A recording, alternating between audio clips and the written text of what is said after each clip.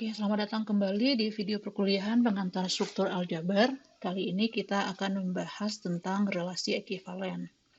Sebelumnya kita review lagi apa itu relasi. Kita katakan R itu suatu relasi jika R itu adalah suatu himpunan tak kosong dari hasil kali silang S cross S. Ya, dalam hal ini kita katakan R itu adalah suatu relasi pada S. Kita review kembali, mungkin kalian lupa kalau S cross S itu, misalkan kita punya S itu isinya A, B, C, maka S cross S itu adalah himpunan pasangan terurut A, B, atau jangan A, B, saya nulisnya X, Y aja misalnya, adalah himpunan pasangan terurut X, Y, di mana X dan Y itu adalah elemen S. Berarti ini isinya adalah ada A, B,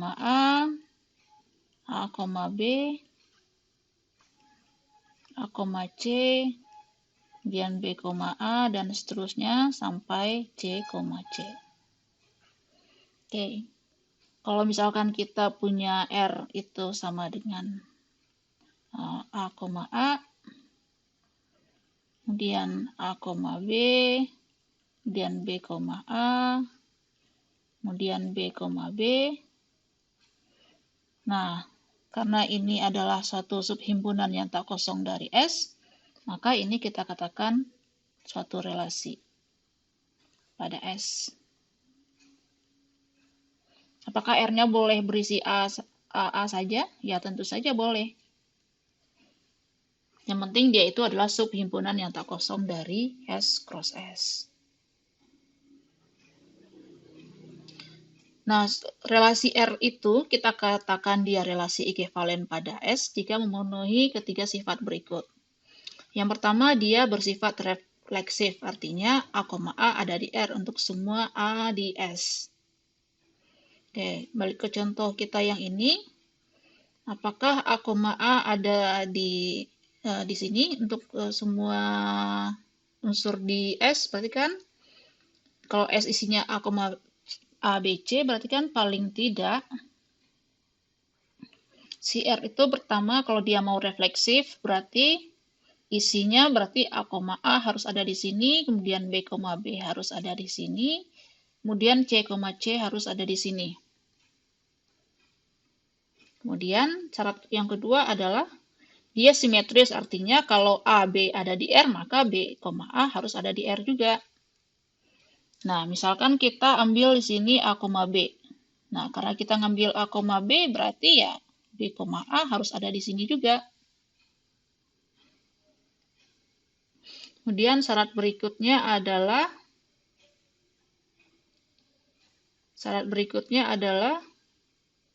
dia transitif, artinya kalau kita punya A, B, dan B, C ada di R, maka haruslah A, C ada di R juga. Untuk semua A, B, C di S.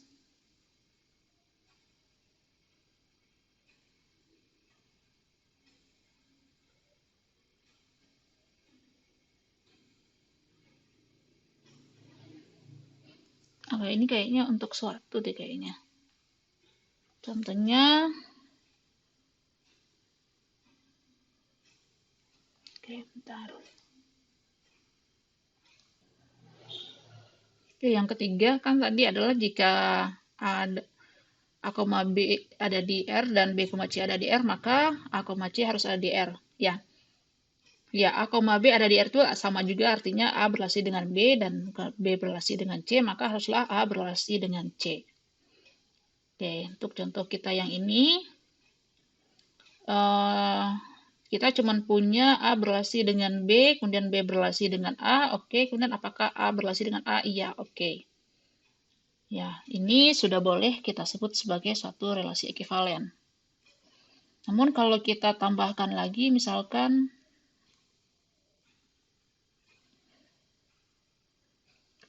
kita punya ini AA, BB, CC, kemudian kita tambahkan ada AB, BA, kemudian kita tambahkan BC, kira-kira biar lengkap di apa ya? Kalau ada BC mesti ada CB dulu untuk sifat refleksifnya. Oke, sekarang untuk transitif apa yang ada? Kita punya AB dan BC ya, maka di sini harus ada AC. Nah, karena ada AC berarti harus ada CA juga. Oke, terus kita punya ada AB, BA, ada AA, oke. Ada AB, BC, ada AC, kemudian ada AC mesti ada CA. Kemudian ada BA, ada AC, berarti harus ada BC juga.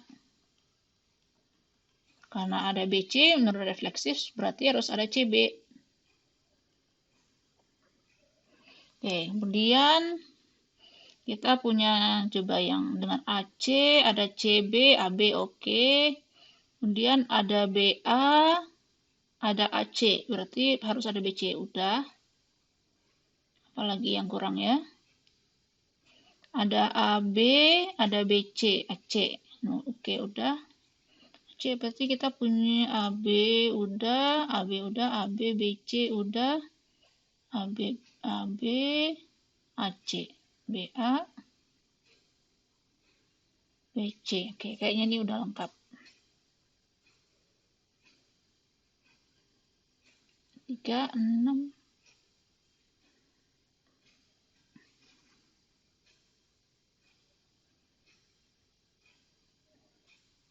Ya, coba dicek lagi ini udah lengkap atau belum. Intinya adalah relasi ekivalen itu berarti dia harus memenuhi ketiga sifat yang tadi. Yaitu dia harus refleksif, artinya AA harus ada di R untuk semua A di S. Kemudian kalau A berelasi dengan B, maka B harus berelasi dengan A. Kemudian kalau A dan berelasi dengan B dan B berelasi dengan C, maka A harus berelasi dengan C. Kemudian jika A berelasi dengan B, maka kita katakan A itu ekivalen dengan B. Kalau si A, B itu adalah satu unsur di relasi ekivalen.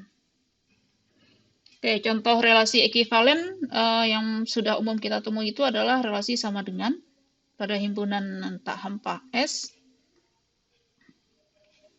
Kemudian kalau relasi lebih kecil pada himpunan bilangan real atau himpunan bilangan kompleks secara umum, itu bukan relasi ekivalen. Karena kenapa? Karena sifat simetris tidak berlaku. Contohnya adalah 2 kecil dari 3, tapi 3 tidak kecil dari 2. Kemudian kalau pada Z kita definisikan suatu relasi melalui definisinya adalah kita katakan M dan N itu berelasi jika M minus N sama dengan genap. Maka ini adalah suatu relasi ekivalen. Oke, untuk buktinya, untuk sifat refleksif, berarti kan syarat refleksif itu adalah kita harus cek yang pertama adalah apakah AA elemen R gitu ya, untuk setiap A elemen real. Oke. Oh, ini saya ngambilnya, misalkan A-nya adalah M gitu ya. Kita cek apakah M, M itu berelasi. Ya, berarti pertama kita cek, oke. Kita cek kalau kita ambil sembarang,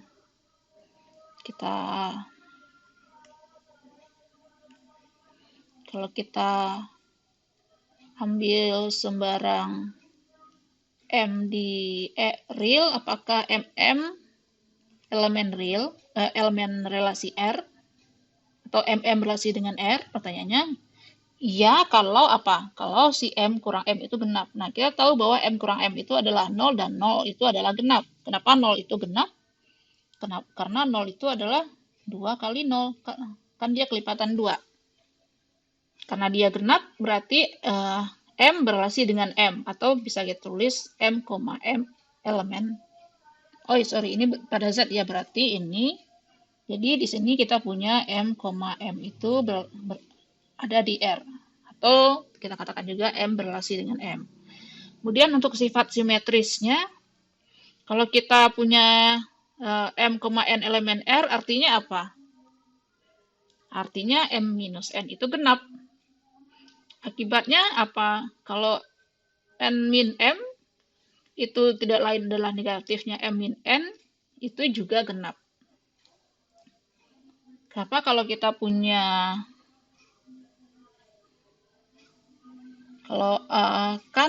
kalau bilangan genap kan negatifnya juga bilangan genap. Dengan demikian kita punya N berrelasi dengan M. Jadi sifat simetris berlaku. Kemudian kita mau cek apakah sifat transitifnya berlaku. Berarti kalau kita misalkan ada Mn dan Nk di R, artinya apa? Artinya M min N genap dan N min K genap. Kita mau cek apakah M, K ada di R. M, K ada di R artinya apakah M kurang K itu genap. Coba kita cek. M kurang K adalah M kurang N ditambah N kurang K. Karena M kurang N genap, terus N kurang K juga genap, genap tambah genap, hasilnya genap. Berarti M kurang K juga genap. Dengan demikian, kita simpulkan M, K itu ada di R. Karena berlaku untuk sembarang unsur di R, di Z berlaku. Karena pada Z itu berlaku, karena relasi tersebut bersifat refleksif,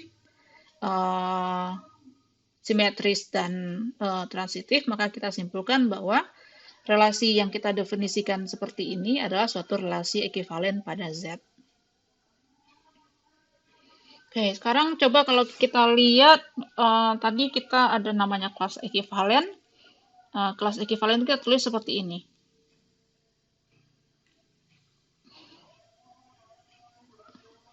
Kelas ekivalen itu adalah kalau kita punya R relasi ekivalen, misalkan R adalah tadi kayak ini ada ya.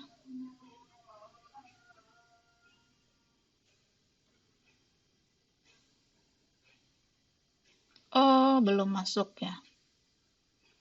Oke, kayaknya nanti. Kan nanti di review lagi ya. Kalau relasi ini adalah suatu relasi ekivalen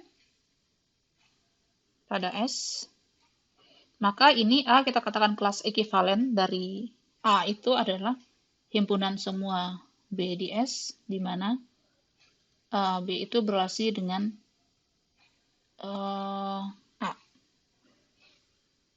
Berarti kalau di bilangan genap, kelas ekivalennya 2 itu apa? Kelas ekivalennya 2 bilangan apa saja yang kalau dikurangkan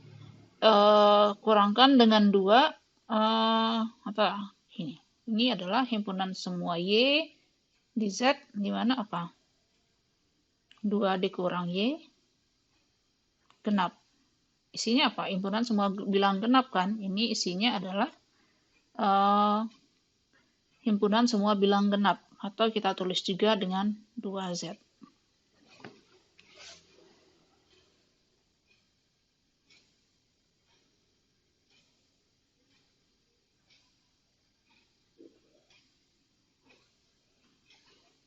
Kemudian contoh berikutnya adalah kalau pada titik misalkan O adalah titik pusat dari bidang. Ini adalah O. Kemudian untuk sembarang titik AB di bidang didefinisikan AB berrelasi dengan R jika keduanya berjarak sama terhadap O. Ya, misalkan kalau kita punya ini A, kemudian kalau ini B, misalnya, kalau B-nya di sini ya, ini karena jarak A ke 0 dengan B ke 0 tidak sama, maka ini dia tidak berrelasi. Tapi kalau misalkan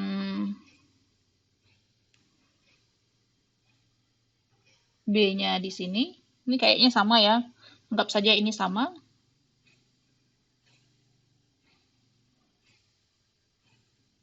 Maka ini katakan A berrelasi dengan B. Oke, kita mau cek apakah ini maksudnya titik 0 gitu ya. Pada titik O itu adalah titik pada titik koordinat 0,0. Apakah ini suatu relasi ekivalen? Berarti kita cek pertama apakah A, A ada di R. Ya, karena kedua titik, ya karena titiknya sama, tentu saja dong jaraknya sama dengan eh, jaraknya sama ke titik 0. Berarti A dan A itu berelasi. Kemudian apakah kalau A dan B berelasi, artinya jarak A dan B ke R sama, apakah jarak B dan A sama ke R? Ya sama saja kan? Kayak cuman pernyataan yang komutatif. Kemudian kalau jarak A ke B, kemudian kalau jarak dari A dan B itu ke R sama dan B ke C itu sama, pertanyaannya adalah apakah A, B, C berjarak sama terhadap, pertanyaannya apakah A dan C jaraknya juga sama? Kayaknya iya ya. Kalau kan jaraknya A dan B sama, kemudian B dan C sama ya, otomatis A dan C juga sama kan, berarti A dan C berelasi. Nah ini berarti ini adalah suatu relasi ekivalen pada himpunan semua titik di koordinat di R2. Nah, kira-kira himpunan semua titik yang berelasi itu akan bentuk apa kira-kira? Dia akan bentuk lingkaran. Kalau kita punya A itu kelas ekivalennya apa? Kelas ekivalennya itu adalah lingkaran dengan jari-jari A.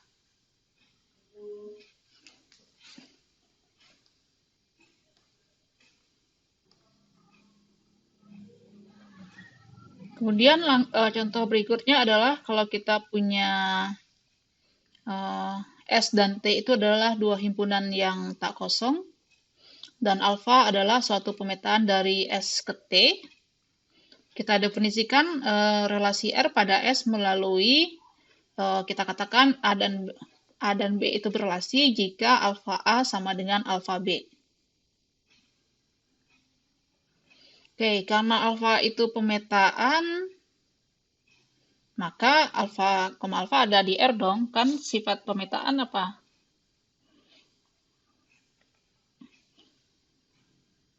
Syarat pemetaan, ingat pemetaan.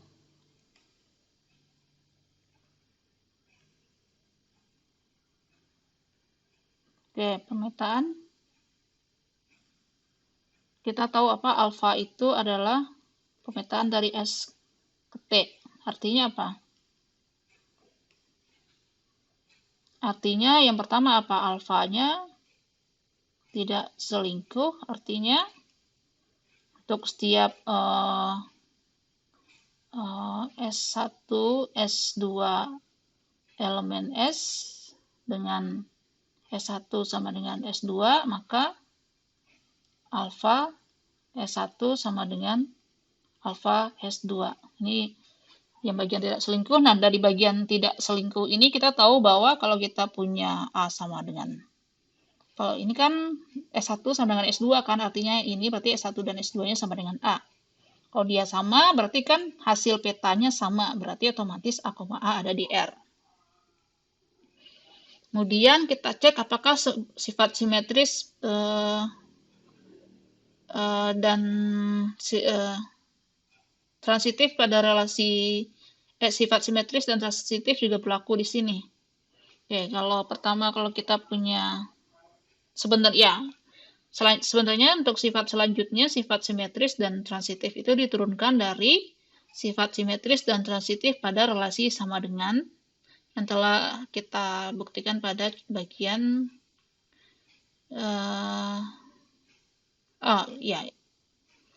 pada contoh pertama.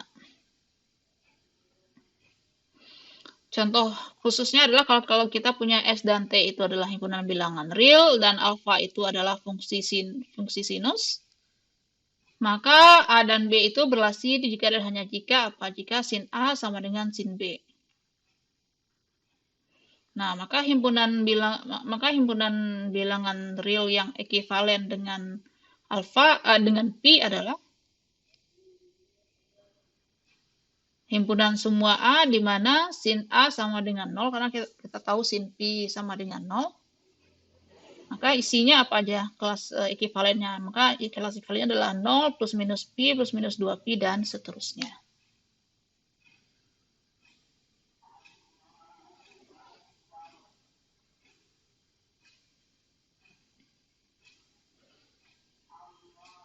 Oke, pada contoh yang 263 itu yang contoh relasi yang kita definisikan M berrelasi dengan N di himpunan bilang bulat kalau M kurang N sama dengan genap.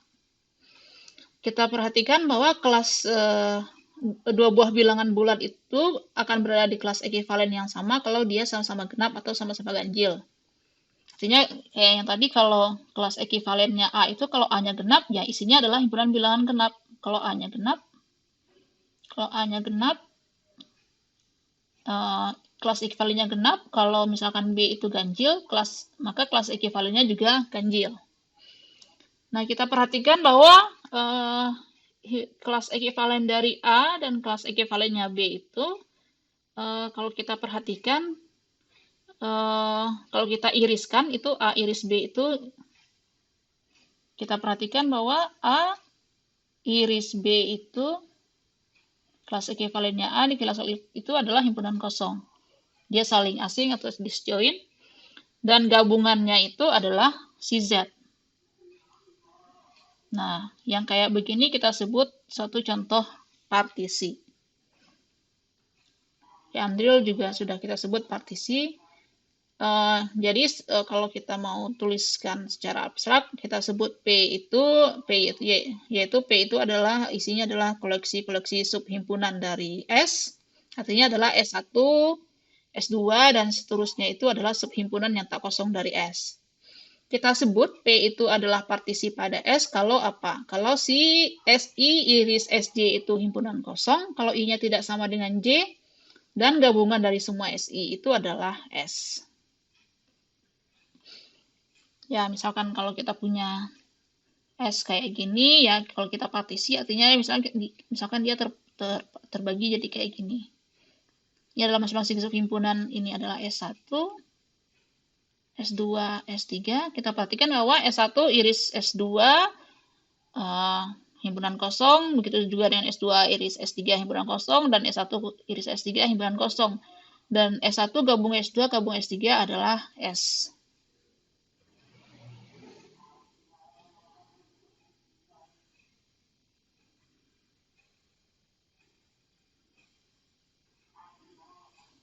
Oke, contohnya silakan kalian baca sendiri ya di modul.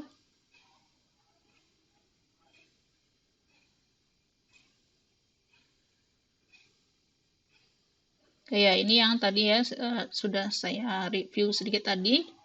Kalau kita punya R itu suatu relasi ekivalen pada S dan A adalah unsur di S, nah kelas ekivalennya A itu adalah himpunan semua B di S di mana A dan B itu berrelasi. Sehingga A dan B itu berrelasi.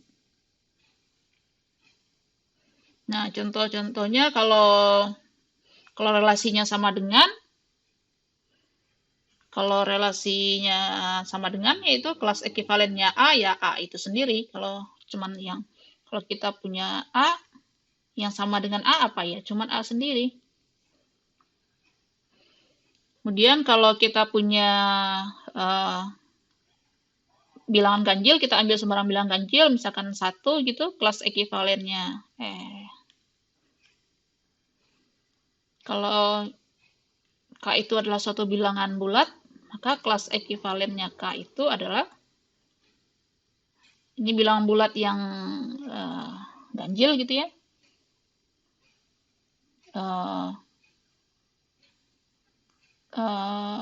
Kok saya nulisnya gini?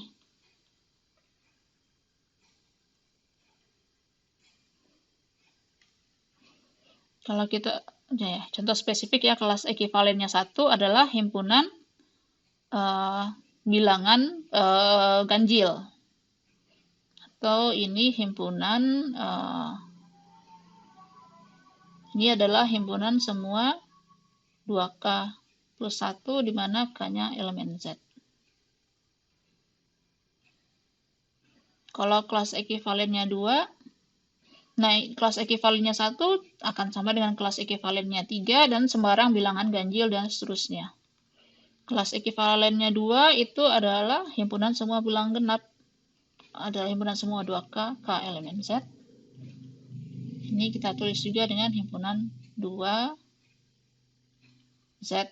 Nah, kelas ekuivalennya 2 akan sama dengan kelas ekuivalennya 4, kelas ekuivalennya 0, pokoknya himpunan semua bilang genap. Pokoknya bilang genap.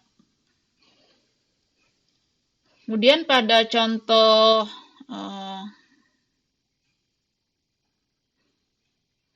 pada contoh 236 bagian 5 ya, yang tadi yang pemetaan itu, kelas ekuivalennya A itu adalah himpunan semua B di S di mana FA sama dengan FB. Oke, selanjutnya kalau kita punya R itu adalah satu relasi ekuivalen pada S, maka himpunan semua kelas ekuivalen dari S itu disebut himpunan kosen dari S. Oleh R ditulis dengan S per R. Jadi ke S per R itu adalah ditulisnya seperti ini, adalah himpunan semua kelas ekuivalen di mana A dari S. Kalau kita punya tadi contohnya, kalau kita punya Z, tadi yang pakai relasi M min N genap, M dan N berrelasi kalau M min N genap, maka ZPR-nya adalah kelas ekuivalennya 1 dan kelas ekuivalennya 2. Ya, kelas ekuivalennya 1 itu ya untuk mewakili bilang ganjil, dan ini untuk mewakili himpunan bilangan genap.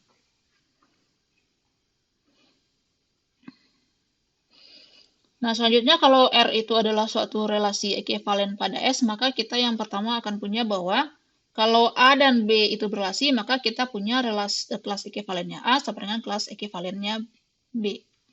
Contohnya ya kayak yang tadi, contoh kalau kita punya M, N berrelasi, itu berrelasi, jika M min N genap, ini pada Z gitu ya, untuk setiap Mn elemen Z.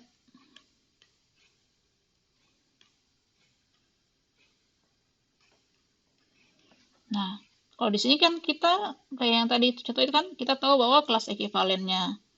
Kita tahu bahwa 1 dan 3 itu kan berrelasi kan? Kenapa? Karena apa? Karena 1 kurang 3 genap. Nah, kelas ekuivalennya itu 1 sama dengan 3. Maksudnya begitu. Terus kalau ini akan sama dengan yang tadi ya, semua bilangan ganjil lah, dan seterusnya.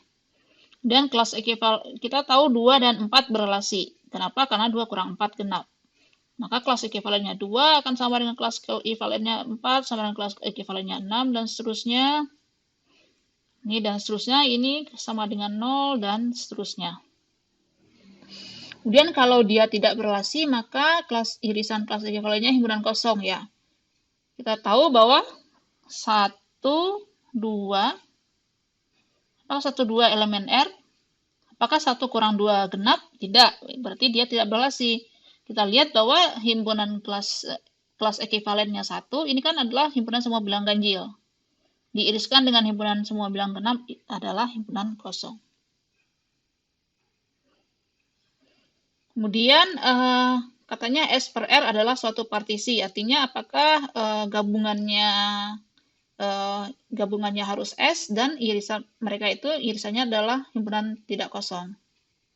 Ya kan ini karena kalau dia berbeda himpunan kosong, terus gabungannya adalah untuk contoh ini ya, kita lihat contoh dulu untuk contoh yang ini. Kita tahu bahwa kelas ekuivalennya 2 digabungkan dengan kelas ekuivalennya 1, itu hasilnya adalah Z.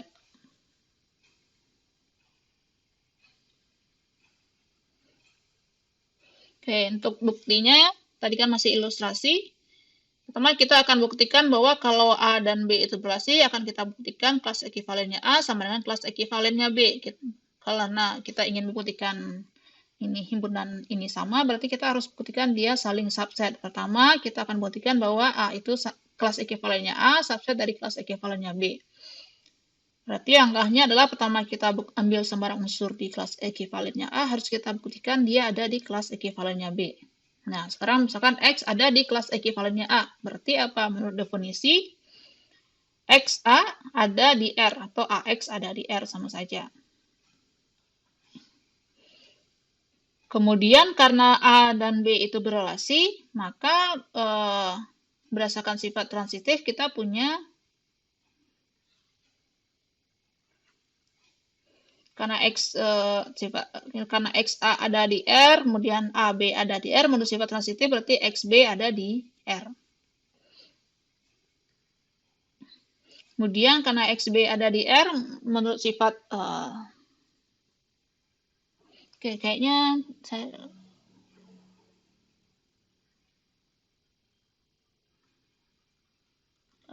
B, AB di S. Oke, ini saya nggak konsisten ya.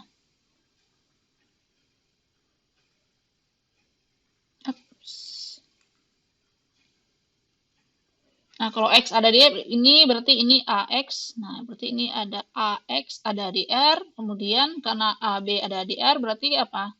Kita punya AX ada di R. Kemudian AB ada di R. Akibatnya apa? Karena R-nya relasi ekivalen, berarti BA ada di R juga dong. Berarti kita punya BA ada di R. Kemudian karena dia relasi ekivalen, berarti berlaku sifat transitif. Berarti kita punya BA ada AX, berarti BX ada di R. Kemudian karena BX ada di R, akibatnya apa? Akibatnya karena R-nya ekivalen, berarti dia juga simetris, berarti XB ada di R. Oh ya, BX ada di R, sorry, ini sebenarnya sudah cukup.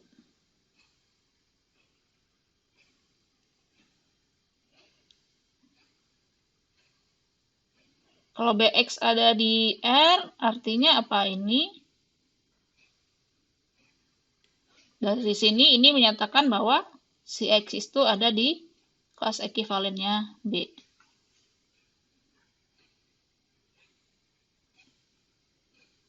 Dengan cara yang serupa dapat kita buktikan bahwa si kelas ekivalennya B subset dari kelas ekivalennya A. Dan demikian kita peroleh A sama dengan B.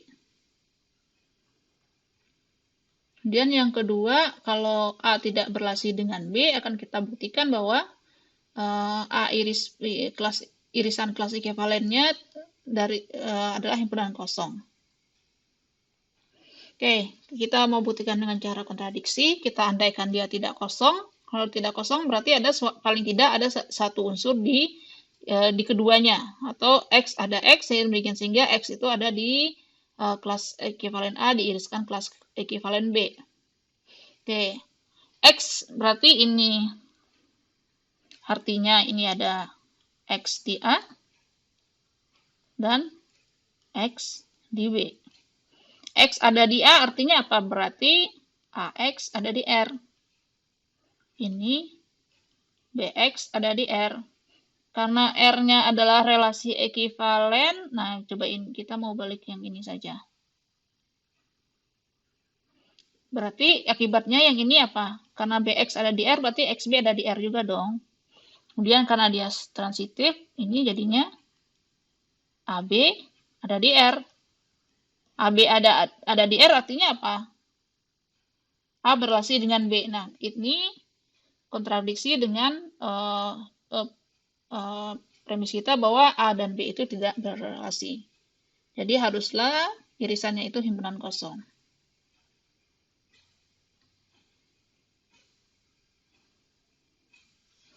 Oke, dari bagian pertama dan kedua menunjukkan bahwa dua buah kelas ekivalen itu dia itu kalau kita punya sembarang A dan B, maka kelas ekivalennya A dengan kelas ekivalennya B itu kemudian cuma ada dua, yaitu adalah dia himpunan kosong atau dia saling lepas.